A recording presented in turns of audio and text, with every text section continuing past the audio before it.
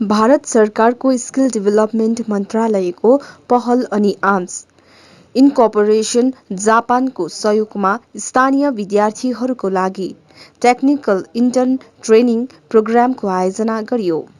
विशेष दार्जिलिङ पहाडका युवाहरूलाई जापानमा कामको अवसर प्रदान गर्ने उद्देश्यले नै आज दार्जिलिङका विद्यार्थीहरूलाई यहाँ यो प्रशिक्षण प्रदान गरिएको हो।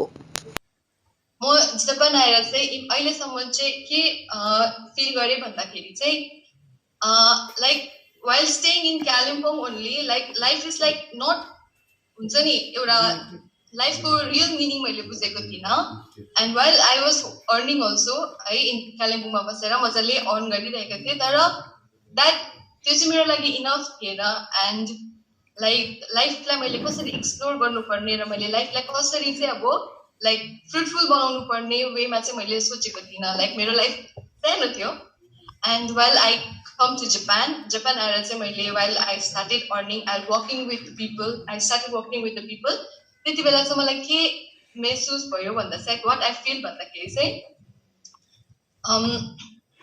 not only like हुन्छ नि लाइफमा गोल भन्ने कुरालाई हामीले कहिले पनि फोकस गरेन भने लाइक त्यो गोलको पछाडि भागेन भने हामीलाई केही पनि हुँदैन रहेछ भन्ने खालको चाहिँ फिल भयो।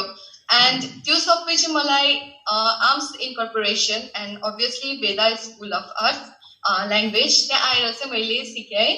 अन्त एक साल मैले जापानिज सिक्दाखेरि चाहिँ मैले धेरै कुराहरू लाइक महसुस गरेँ, अनुभव गरेँ। त्यो अनुभवहरूको अनुसार चाहिँ आज म यो ठाउँसम्म आइपुगेँ है। आज हामी दार्जिलिङमा चाहिँ एउटा टेक्निकल इन्टर्न ट्रेनिङ प्रोग्रामको लागि यहाँ आइरहेको छौँ। This is more of a career guidance program. अन्त यो टेक्निकल इन्टर्न ट्रेनिङ प्रोग्राम चाहिँ इन्डियामा 2017देखि स्टार्ट भएको। यो प्रोग्राममा चाहिँ हामी के गर्छौँ भने इन्डियाको युथ्सहरूलाई यहाँ इन्डियामा ट्रेनिङ दिएर जापान कामको लागि पठाउँछौँ। त्यो इन्टर्नसिप चाहिँ जापानमा 3 सालको लागि हुन्छ। अन्त यो प्रोग्राम चाहिँ it's directly under ministry of skill development. अन्त आज चाहिँ हामीले निप्पोन एयरलाइन्सको सिइओ कातागिरी सानलाई पनि यहाँ बोलाइरहेको छौँ। उहाँ चाहिँ यो प्रोग्राम प्रमोट गर्नु आइरहनु भएको छ। अन्त हाम्रो अहिले दार्जिलिङबाट पनि झन्डै 3 जना स्टुडेन्ट्सहरू जापानमा काम गर्नुहुँदैछ। अन्त तपाईँहरूले अहिले देखिरहनु भएको थियो होला, हाम्रो जापानबाट स्टुडेन्टले पनि हाम्रो यहाँको स्टुडेन्ट्सहरू बात मार्नुहुँदैछ। यो प्रोग्राम चाहिँ बेसिकली के हो भन्दा चाहिँ हाम्रो दार्जिलिङको युथहरूलाई, बिकज दार्जिलिङमा there are very less job opportunities, अन्त हाम्रो दार्जिलिङको युथहरूलाई चाहिँ ट्रेन गरेर यो प्रोग्राममा हामी जापान पठाउन चाहन्छौँ। यसको प्रोसेस चाहिँ के छ त जान्नको लागि? अब यसको प्रोसेस चाहिँ के छ भन्दा चाहिँ टेक्निकल इन्टर्न ट्रेनिङ प्रोग्राममा तपाईँको एजको पहिला चाहिँ एजको क्राइटेरिया हुन्छ। तपाईँको एजको क्राइटेरिया चाहिँ 18 देखि 28 सालको हुनैपर्छ। अन्त एजुकेसन पनि 10+2 हुनैपर्छ। अन्त त्यो क्राइटेरिया फुलफिल भएर चाहिँ हामीसँग इन्डियामा 9 देखि 12 महिनाको ट्रेनिङ हुन्छ। 9 देखि 12 महिनाको ट्रेनिङमा चाहिँ हामी उनीहरूलाई जापानिज ल्याङ्ग्वेज र जापानिज कल्चर सिकाउँछौँ। अनि त्यही बिचमा ट्रेनिजहरूको इन्टरभ्यू पनि हुन्छ। इन्टरभ्यू भएर उनीहरू 12 महिना बाद चाहिँ जापान कामको लागि जानुहुन्छ। अनि जापान जाँदा पहिला इनिसियली 3 इयर्स चाहिँ उहाँहरू त्यही कम्पनीमा काम गर्नुपर्छ। अनि 3 साल बाद उनीहरू इन्डिया फर्केर कुनै पनि जापानिज कम्पनीमा काम गर्नु सक्नुहुन्छ, न उनीहरू उहाँ जापानमै काम गर्नु सक्नुहुन्छ। यसको खर्च चाहिँ कति आउँछ? यसको चाहिँ खासमा government this program is under ministry of skill development. अहिले करेन्टली मिनिस्ट्री अफ स्किल डेभलपमेन्टको यो प्रोग्रामको लागि चाहिँ 2,70,000 रुपिस प्लस GST छ। ट्रेनिङ जुन चाहिँ गराउनु हुँदैछ त्यसमा पनि खर्च लाग्छ। अनि यसमा यो तपाईँको यो जुन चाहिँ मैले भने तपाईँले, किन यो मिनिस्ट्री अफ स्किल डेभलपमेन्टले बेला बेलामा यो तपाईँको फिजहरू चेन्ज गरिरहनुहुन्छ, तर यही फिजमा अहिले तपाईँको ट्रेनिङ पनि छ, एयरफेयर पनि छ, अनि तपाईँको सबै यही फिजमा इन्क्लुड हुन्छ। त्यहाँ पुगुन्जेलसम्मको हजुर। अहिलेसम्म जानेहरूले कतिसम्म अर्न गरिरहेको छ?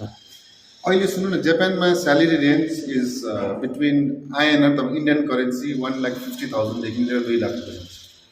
किन चाहिँ दार्जिलिङ चुज गर्नुभयो तपाईँहरूले? यो खासमा दार्जिलिङ अब तपाईँ अहिले भित्र पनि हाम्रो जापानिजहरूले पनि भन्नुभयो, जापान फर्स्ट दार्जिलिङ चाहिँ किन चुज गर्छौँ भन्दा फर्स्ट थिङ इज फिचर्स।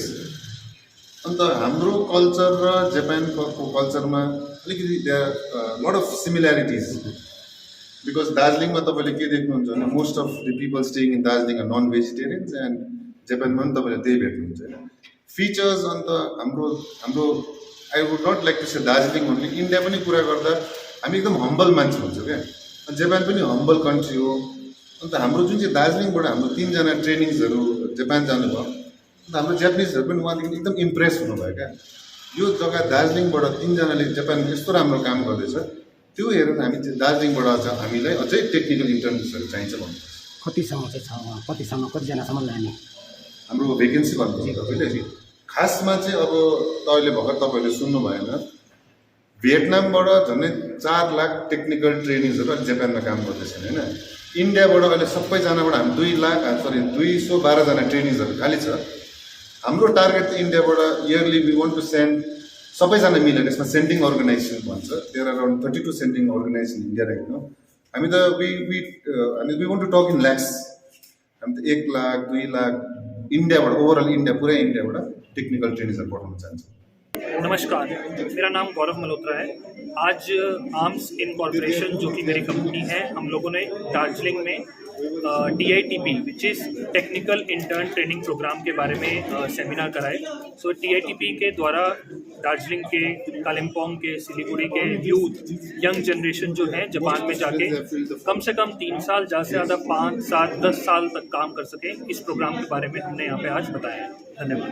कितना स्टूडेंट थे आज? कितने कितने आए थे? आज यहाँ पे जो सेमिनार करा था, हमने अराउंड 70 to 80 स्टूडेंट्स ने पार्टिसिपेट करा है और सबको हमने इस TITP के प्रोग्राम के बारे में बताया है।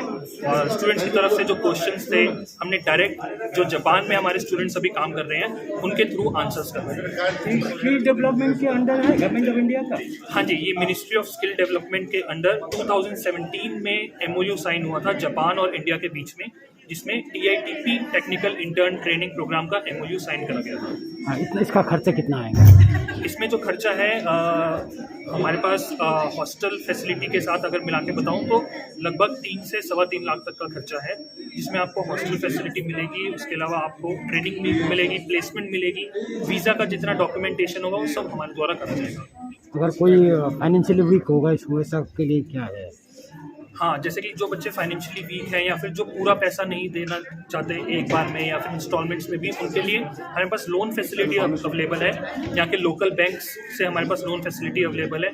इन केस उनको लोन भी नहीं मिल पाता है बैंक से, तो हमारी कंपनी उनको फंड करने के लिए रेडी है। लेकिन जो स्किल है बच्चे का, जो कैपेबिलिटी है, वो चेक करने के बाद। स्कॉलरशिप का कोई बंदोबस्त है? स्कॉलरशिप भी है हमारे पास, लेकिन उसके लिए जापानीज लैंग्वेज का जो लेवल है वो ज़्यादा होना चाहिए, N3, N2 लेवल तक का। My name is Sneya Katagiri from All Nippon Airways, ANA. So I'm a country manager in India, and I have worked in India for 9 years, and I have worked in Mumbai for 6 years. Then I transferred to Delhi, and in Delhi, almost 3 years will be complete. And now I'm based in Delhi, and recently I'm very interested in TITP. Regarding TITP in Japan, till the end of 2019, more than 4 lakh people came to Japan, and half of them from Vietnam, and some others are from ASEAN countries, and from India, only 223. So it's very sad number. So, but I have learned about TITP a lot, and in the near future, TITP from India must be the biggest potential for Japan. That's why I'm very interested in this business, and in the near future, many students from Darjeeling and from some other areas will go to Japan as TITP, and maybe I hope they will fly with ANA. Thank you very much. Thank you.